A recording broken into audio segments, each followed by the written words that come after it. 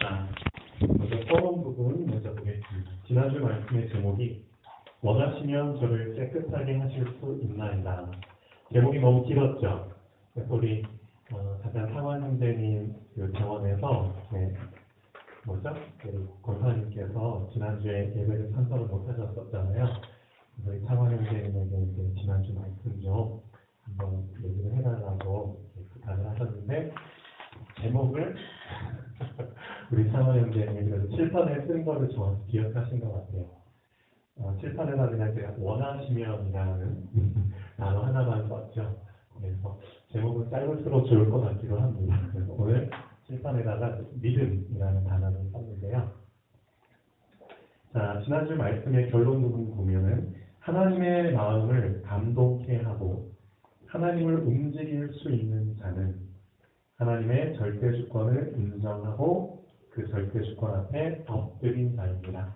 그래서 하나님은 누구한테 감동을 받으시고 누구를 보실 때 정말 묵직한 마음이 드시냐면 우리도 그런 게 있잖아요. 자식을 다 키워봐서 아시겠지만 우리 청년들은 그래서 이제 간접 경험을 좀 많이 하고 있죠. 우리 랩런트들을 통해서 정말 그 부모의 마음을 헤아려 줄 수 있는 그래서 그런 자식들 그런 랩런트들을 볼 때 왠지 모르게 흡족하고요. 그렇죠?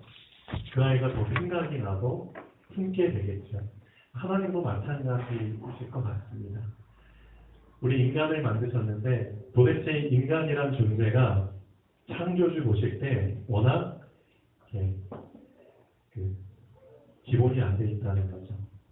어떤 기본이 안 돼 있냐면 자기를 만든 창조주를 기억을 안 한다는 겁니다. 그게 진짜인데 호로자식이라고 해야 되나요? 그렇죠? 부모를 놓쳐버린 부모의 은덕, 그렇죠? 부모의 희생, 부모의 사랑을 놓쳐버린 자식이 호로자식이라고 하잖아요. 그것처럼 똑같은 일이 벌어진 겁니다. 인간을 만드신 창조주 하나님을 놓쳐버렸다는 것.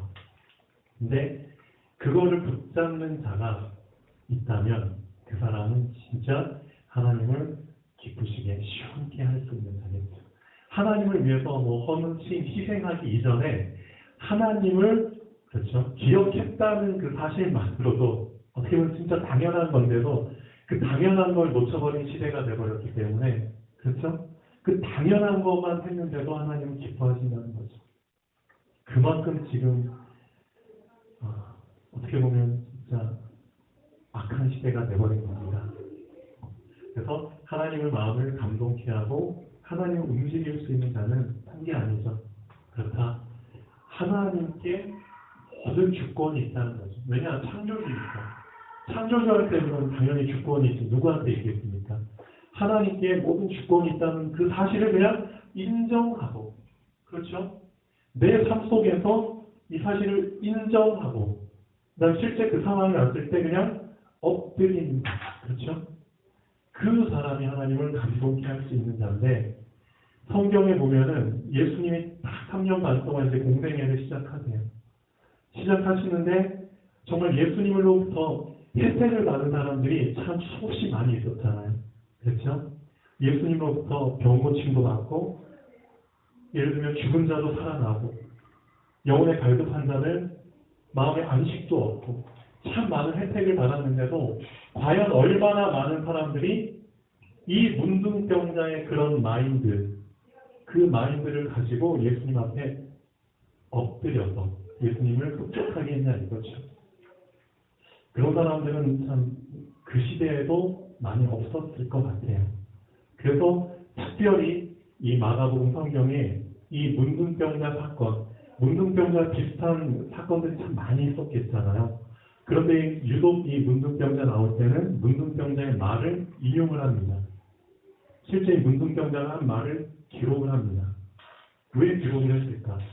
다른 사람들과 달랐다는 거죠. 이 문둥병자는. 뭐가 달랐냐? 이 한 단어. 원하시면. 그렇죠? 주여 원하시면 나를 깨끗하게 하실 수 있나이다. 근데 많은 다른 사람들은 이 원하시면이라는 단어를 쓰지 않았다는 거죠. 그리고 나서 그냥 무대포로 나 좀 고쳐주세요. 나 좀 깨끗하게 해주세요. 그렇죠? 분명히 예수님이 다 차별 없이 고침을 주셨지만 정작 하나님께서 보길 원하시는, 그렇죠? 그거를 확인을 문둥병자를 통해 하셨다는 거죠. 그러니까 예수님이 거기에 대한 답변으로 나도 원한다. 나도 너가 고침받는 걸 나도 원한다.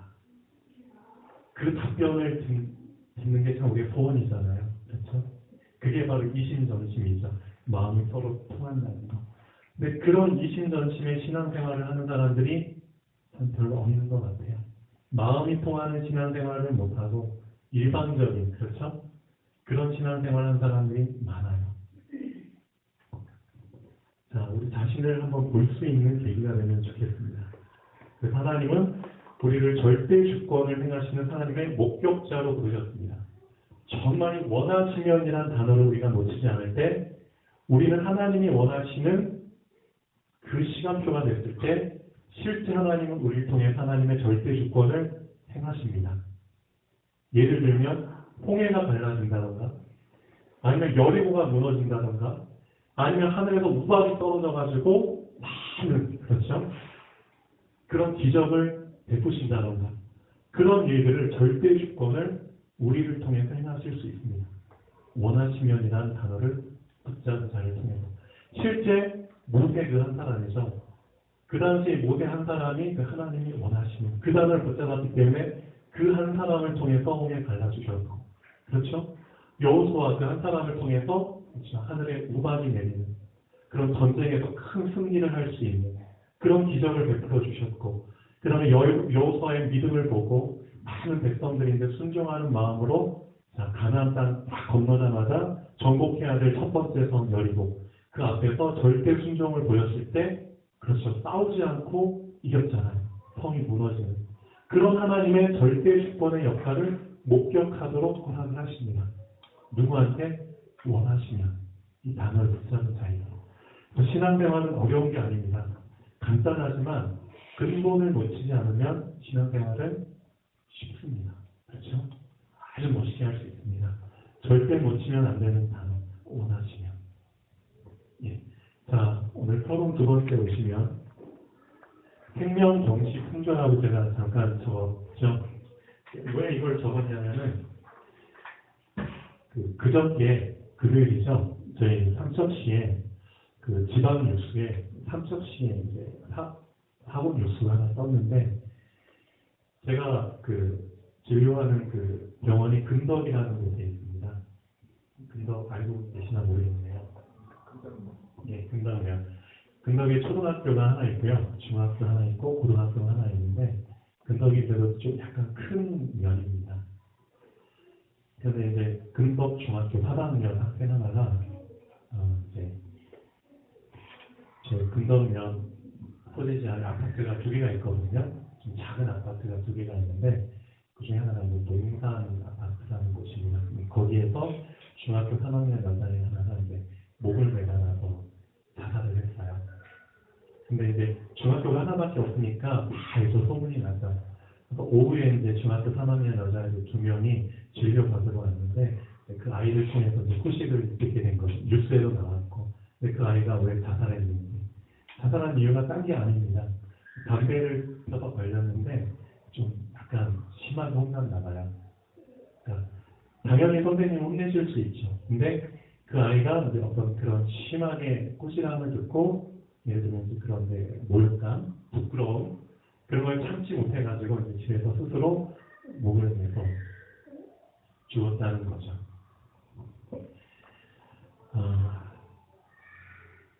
우리가 어렸을 때는 그런 일로 자살하는 친구는 없었잖아요. 그렇죠? 특히 제가 어렸을 때도 저도 정말 저희 두발 검사 그런 거 했잖아요. 그런데 저는 그 두발 검사 하는데 이제 그런 소식을 잘 못 듣고 저도 이제 머리를 좀 짧게 하고 다녔는데 약간 길었어요. 약간. 근데 갑자기 이제 그 지도하시던 선생님이 저를 딱 보더니 그냥 다짜고 제 뺨을 때치는 거예요. 뺨을 엄청 크게 애들 다 보는 앞에서 한단했죠, 진짜. 근데 그 이유가 이제 이 정도 길었고 이제 단속 확실하게 이제 제가 소식을 못 들었는데 그런 이제 좀 사건이 있었어요. 근데 저희는 이제 그런 거 경험해도 그것 때문에 이제 자살이 그런 생각은 안 하거든요. 그냥 뭐 그냥 창피 당해서 그냥 털어버리고 또 다시 이제 하잖아요.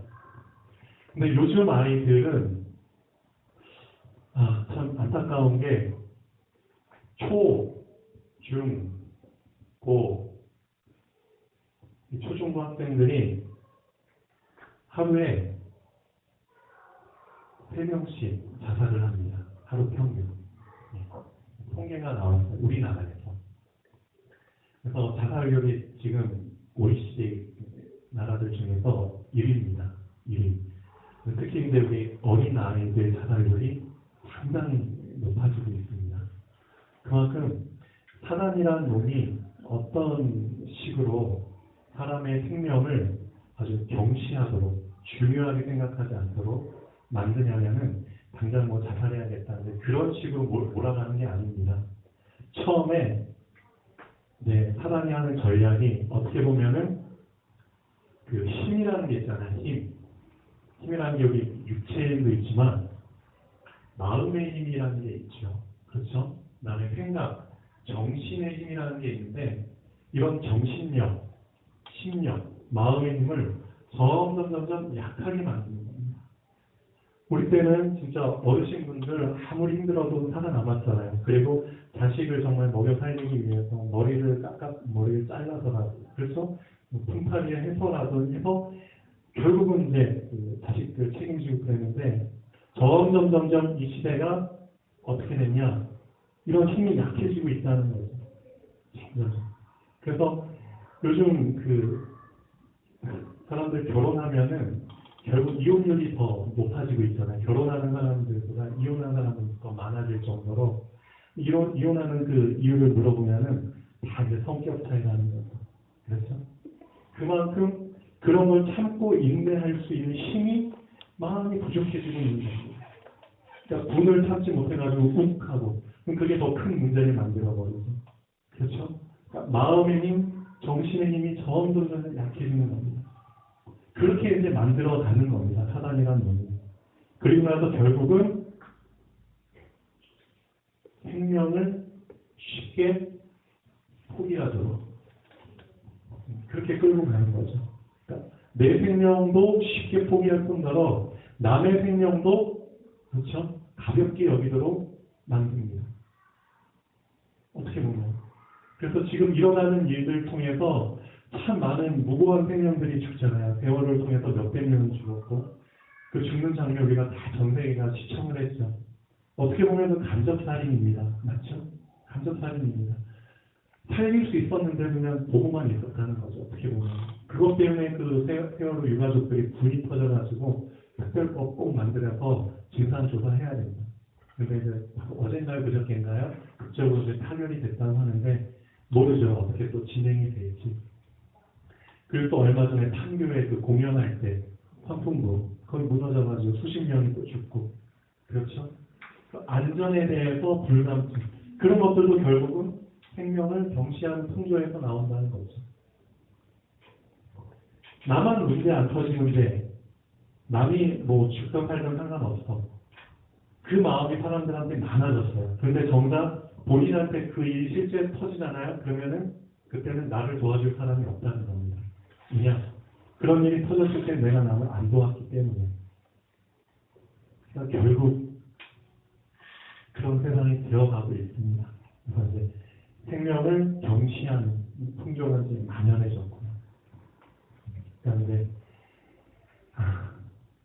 그냥 서로 이제 죽고 죽이는 그런 시대 속에서 하나님께서는 가장 중요하게 생각하시는 게 생명이죠.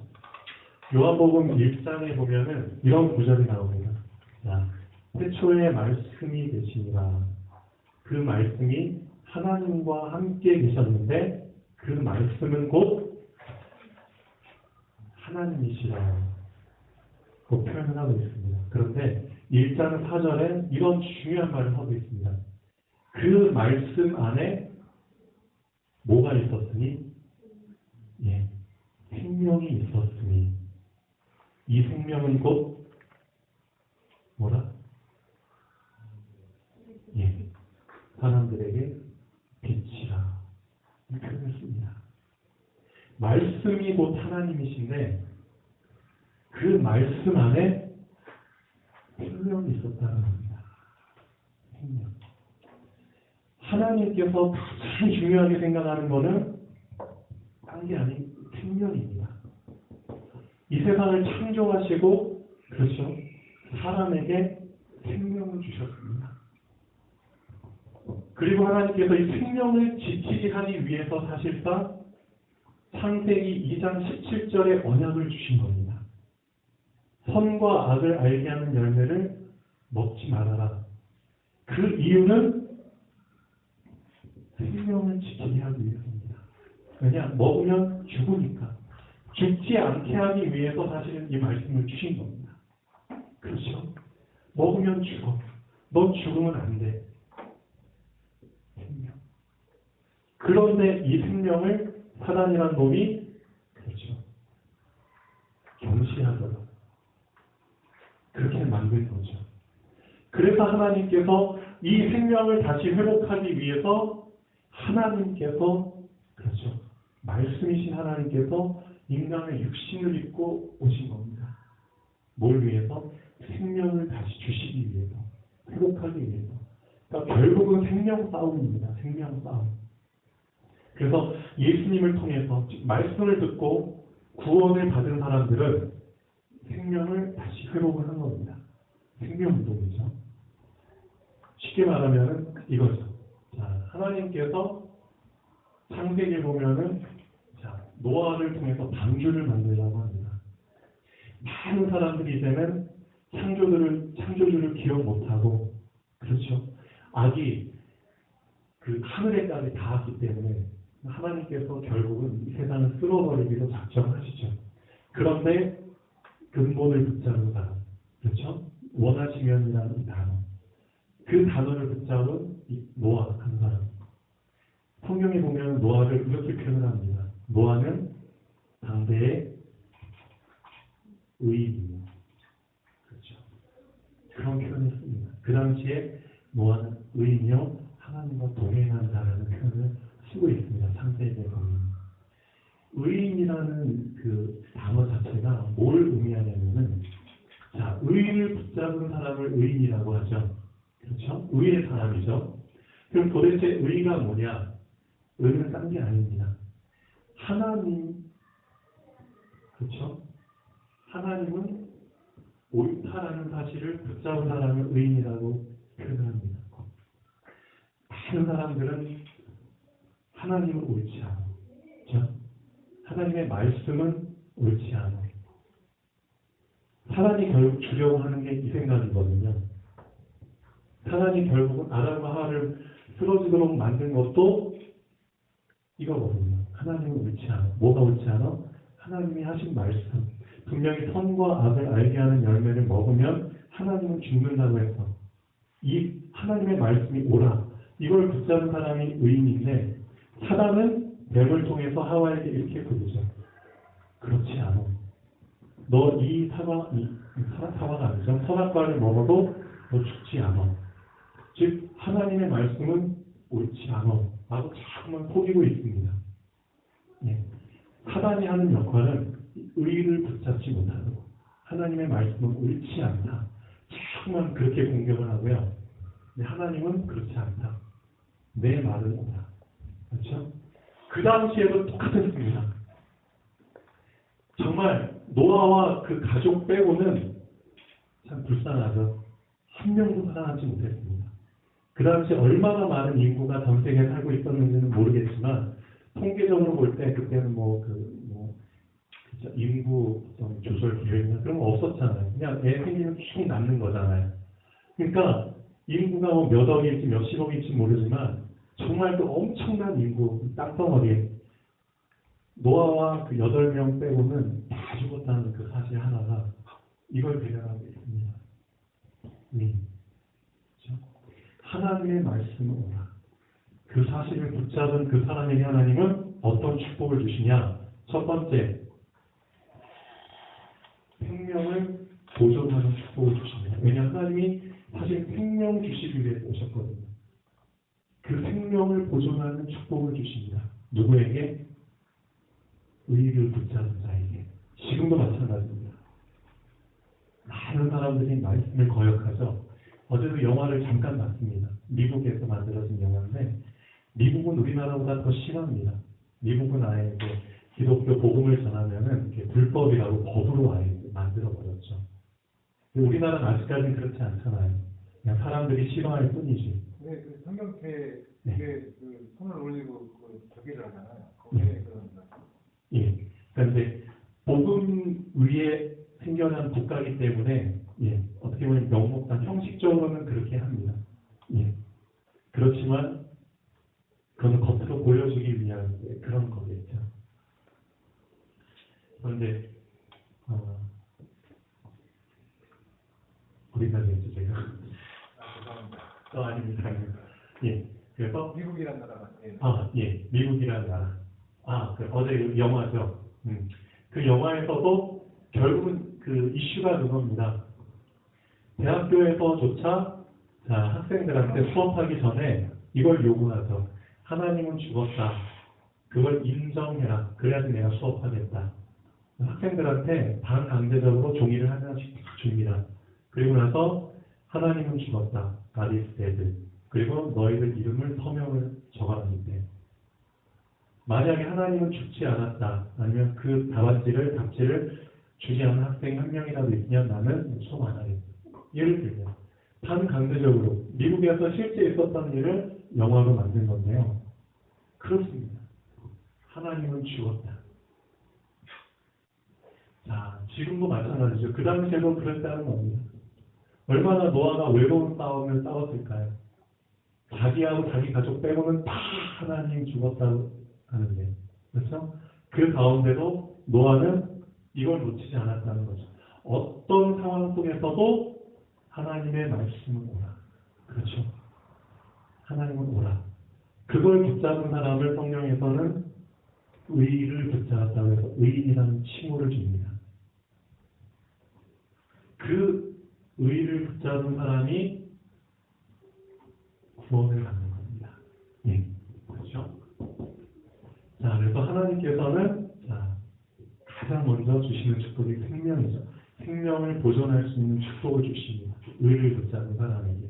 그래서 너를 위해서 방주를 만들어라. 네, 그 사명을 주시죠. 분명히 악한 세대가 온다. 이 세상 멸망하는 시대가 온다. 그러니까 너를 위해서 방주를 만들어라. 우리도 똑같죠. 지금 이 시대가 악해져 있는데 결국 모든 사람들은 죽습니다. 인간이 멸망하는, 개인 멸망하는 시대도 오고 이 시대가 멸망하는 시대도 오고요. 지구가 멸망하는 시대가 옵니다. 분명히 오는데 그걸 대비하기 위해서 방주를 만들어라. 그래서 생명을 우선시해서 붙잡는 사람에게, 하나님의 말씀을 붙잡는 사람에게는 그런 축복을 주십니다. 첫 번째. 그래서 여러분들은 어떻게 보면은 방주를 만든 사람들입니다. 나를 위한 방주는 만들었는데 중요한 거는 이 방주 안에 나만 탔나요? 그게 아니라는 거죠. 나와 가족들이 탔고 또 씨를 보존하기 위해서 많은 짐승들도 그렇죠? 각기 암수 한 쌍씩이 다 탔다는 거죠.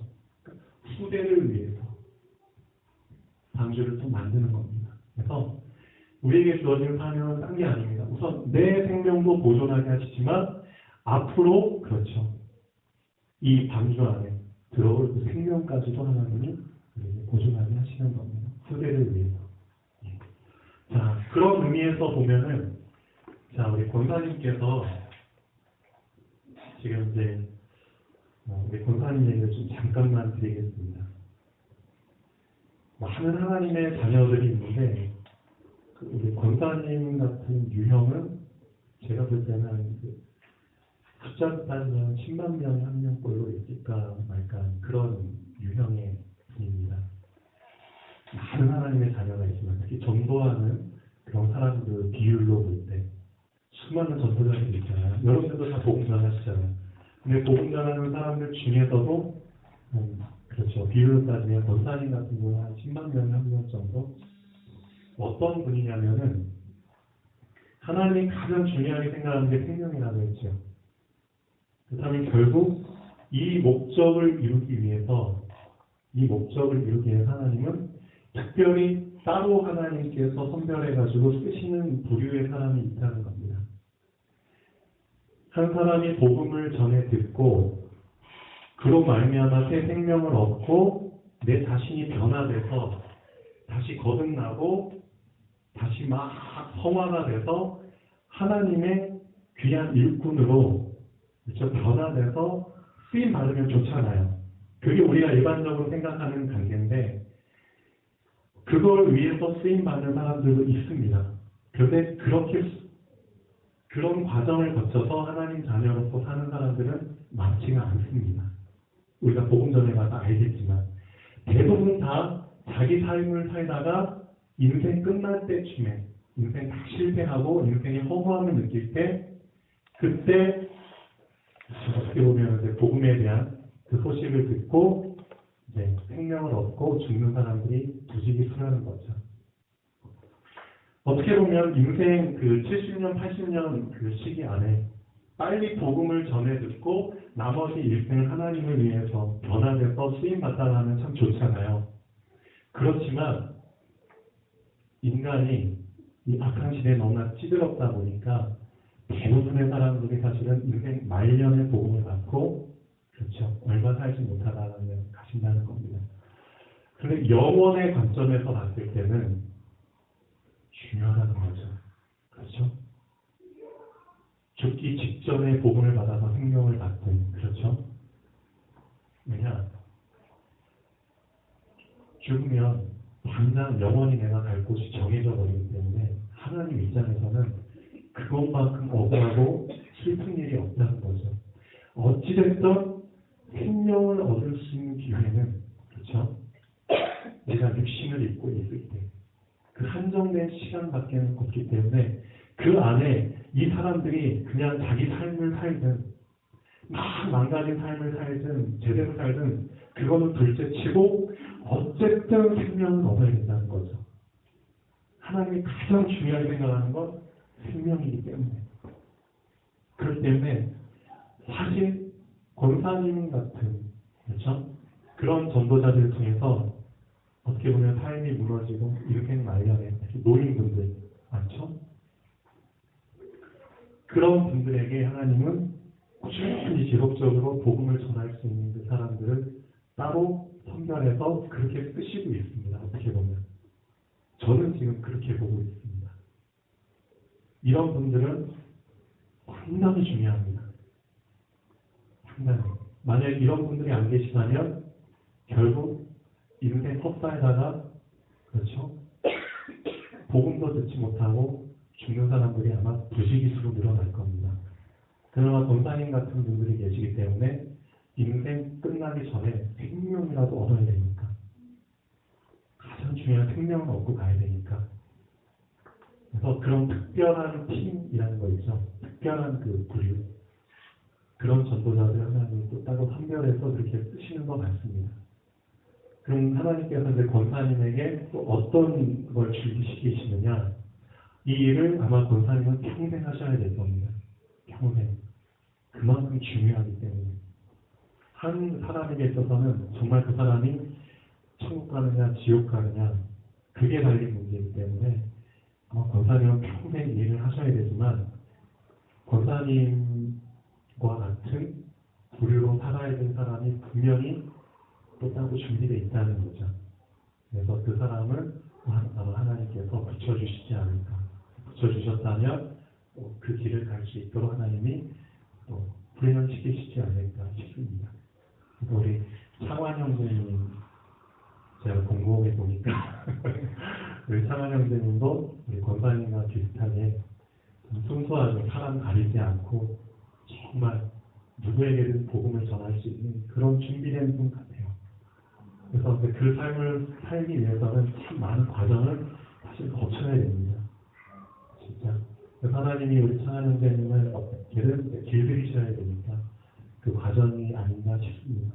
그리고 정말 감사하게도 그 삶을 살아야 되니까 이미 그 삶을 살고 계신 우리 김백수 목사님을 붙여주신 게 아닌가 싶습니다. 정말 기대하고 있습니다. 어쨌든 생명은 얻고 가야 되잖아요. 하나님이 가장 중요하게 생각하는 건 생명이니까 이 생명을 경시하고 그렇죠? 죽음을 우습게 생각하는 그 풍조 안에서 생명을 그렇죠. 가장 중요하게 생각하는 그런 사람들이 이제 남아야 된다는 겁니다. 하나님께서 여러분에게 그 일을 맡겨주셨습니다. 그래서 우리는 이미 노아의 방주, 나를 위한 방주를 만들었지만 그렇죠? 생명을 소중히 하도록 남들을 살릴 수 있는 방주를 준비를 해야 됩니다. 자, 본론 한번 보시죠. 자, 서론이 좀 길어졌는데요. 자, 수일 후에 자, 저번 주 말씀해 보면 그 문둥병자로 인해서 예수님이 더 이상 마을에 들어가서 복음을 전하지 못하는 상황이 일어났잖아요. 그래서 이제 예수님이 이제 마을에 들어가지 못하고 있다가 수일 후에 이제 마을에 가버나움 마을에 다시 들어가십니다. 그러니까 이제 소문이 또 난 거죠. 사람들에게. 집에 계시다는 소문이 들려요. 근데 많은 사람이 모여서 문 앞까지도 들어설 자리가 없게 되었는데 이 상황이 이제 연상이 되죠. 얼마 전에 이런 비슷한 상황이 이제 실제 일어났죠. 예수님이 계신 게 아니고 돈 1,000만 원 받기 위해서. 예, 저는 실제 봤습니다. 예, 좀 멀리 떨어져서.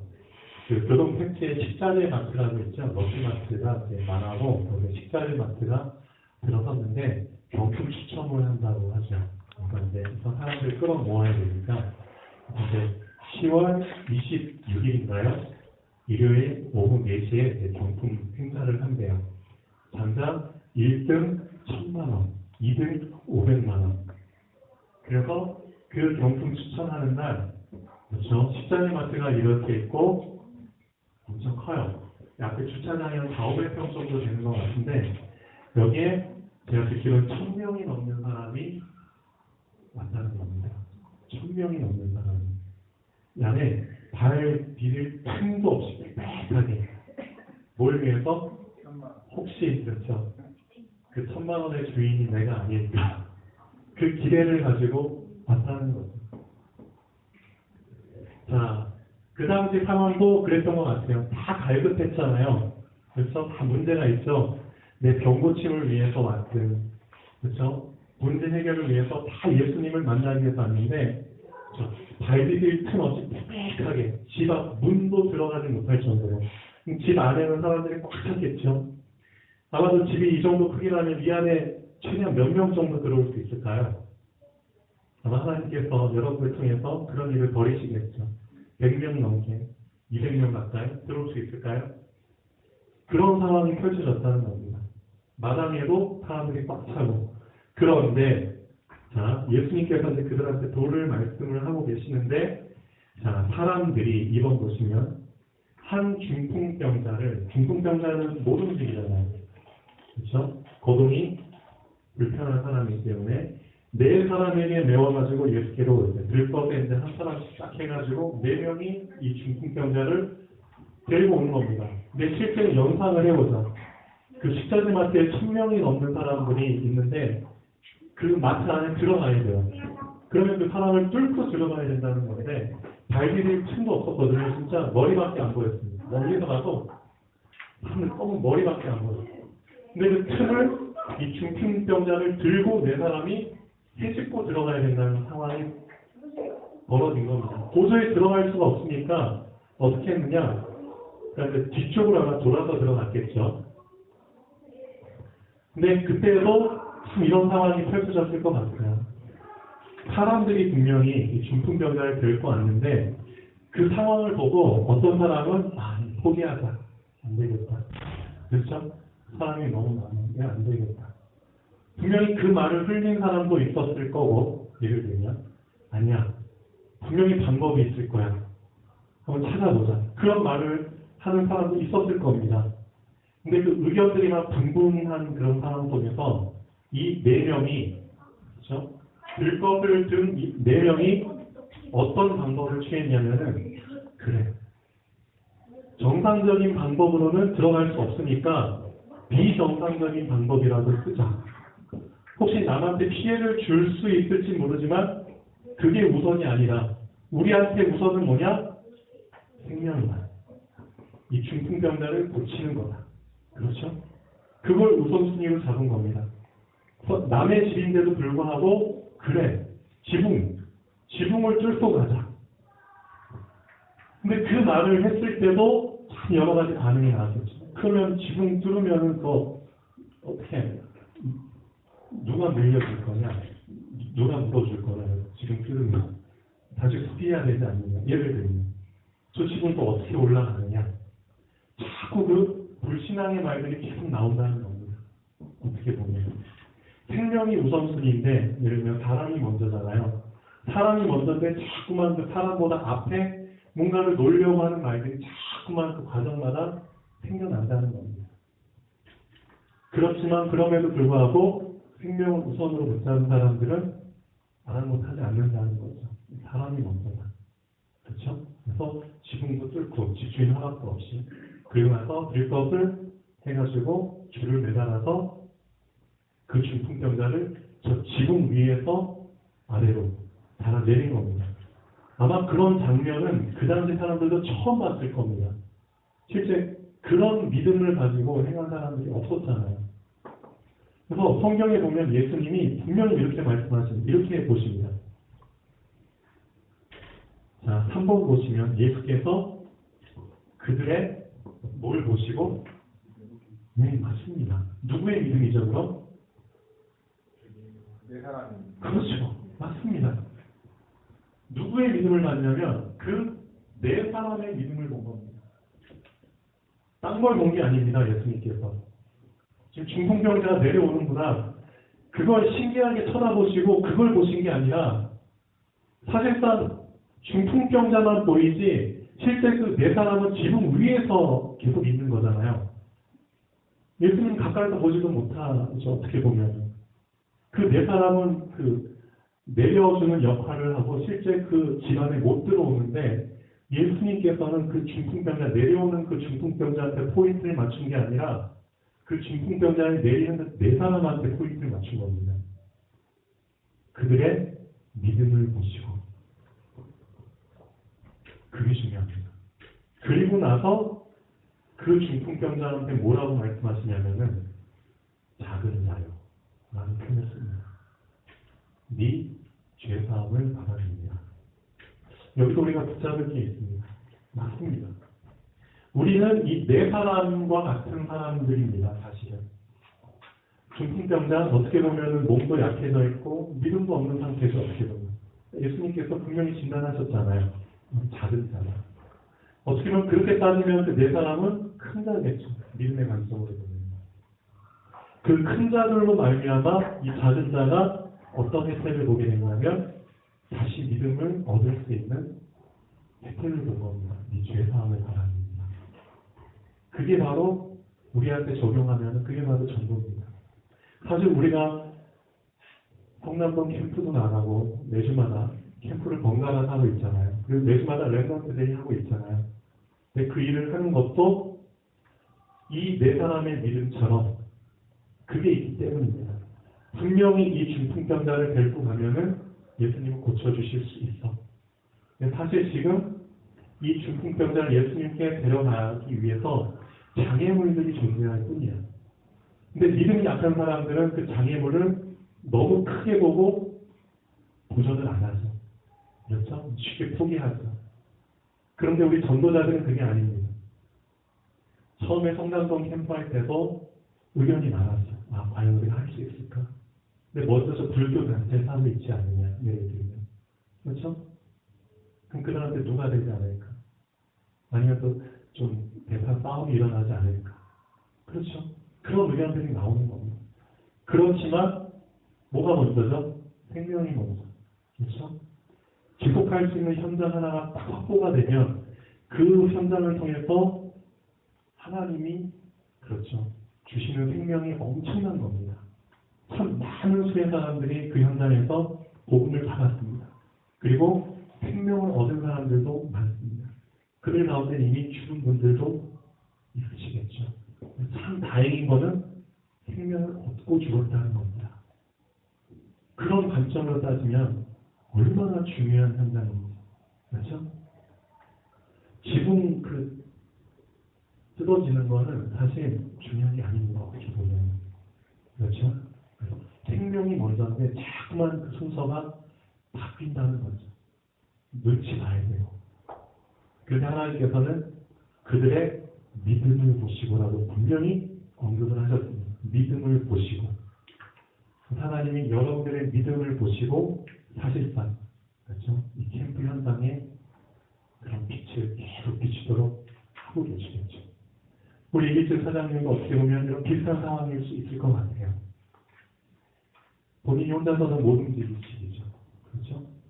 근데 진짜 간절히 말씀을 사모하고 생명에 대한 그렇죠 소망이 있기 때문에 그거 어떻게 보면 우리 광선이가 또 가끔씩 우리 집사님이 충룡이가 우리 이길집 성문에 모시고 오잖아요. 그럴 때 마음에는 이런 확신이 있다고 저는 봅니다. 그래. 이번 주에도 분명히 하나님께서 우리 이길집 성도님에게 믿음을 주실 거야. 은혜를 주실 거야. 영적인 힘을 주실 거야. 그런 소망을 가지고 모시고 갔다가 모시고 가고. 네. 믿음이 참 중요한 것 같습니다.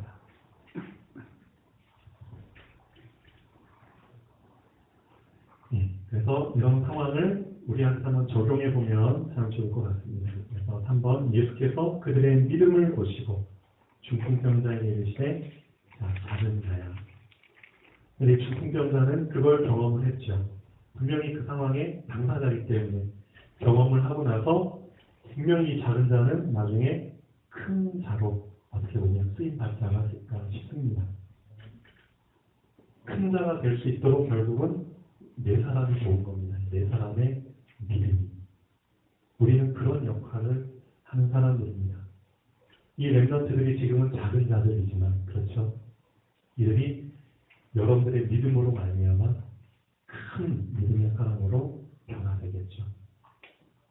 중요한 일을 하고 계십니다. 결론을 한번 보겠습니다. 인자가 올 때 세상에서 믿음을 보겠느냐. 누가복음 18장 8절에 이런 말이 있습니다. 예수님께서 하신 말씀입니다. 인자가 이제 세상에 올 텐데, 그렇죠? 예수님이 재림하실 텐데, 그때 예수님이 딱 오셨을 때 이 세상을 통해서 과연 믿음을 발견할 수 있겠느냐 그런 표현하십니다. 영어 성경에 보면 find the faith, 믿음을 발견하다, 믿음을 찾다. 정말 예수님께서 그 믿음을 발견하기 원하시죠. 이 네 사람처럼 그들의 믿음을 발견하시고 보시고 그 소망을 이루어주는 사람들이 되면 좋겠습니다. 아까 우리한테도 이런 믿음을. 그래서 하나님께서는 믿음을 소유하고 여러분들 분명 믿음 소유하고 계시잖아요. 그런데 중요한 것은 그 믿음을 지키는 자를 통해서 생명이 우선시되는 그 생명운동을 회복하신다는 겁니다. 이 네 사람을 통해서 중풍병자 다시 새 생명의 삶을 살 수 있도록 하신 것처럼 여러분들 그렇죠. 믿음이 있는 자를 통해서 생명운동을 회복하십니다. 어떤 시대에 생명이 경시되는 이 시대 생명을 가장 우선순위로 여기는 그 운동을 회복시키십니다. 여러분은 참 중요한 사람들입니다. 자, 기도하겠습니다. 하나님 감사합니다.